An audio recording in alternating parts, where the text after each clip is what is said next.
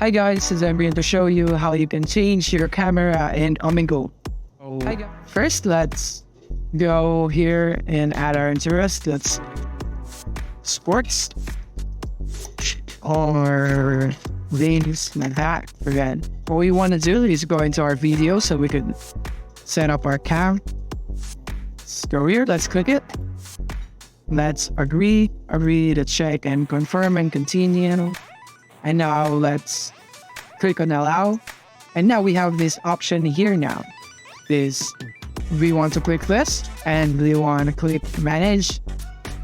And in here, we just have to scroll down until we see camera. And here, now we have the option to change your camera. Here we can do OBS, which is the recorder that I'm using right now, or this camera that is installed to my PC. And don't worry guys, I'm using Microsoft Edge as my browser, but this is the same process when you use any other browsers like Chrome or Opera. It's the same. So that's it guys, that is how you change your camera in Omegle. Thank you for watching. If you found this video helpful, don't forget to like and subscribe to be updated on our new uploads. See you soon.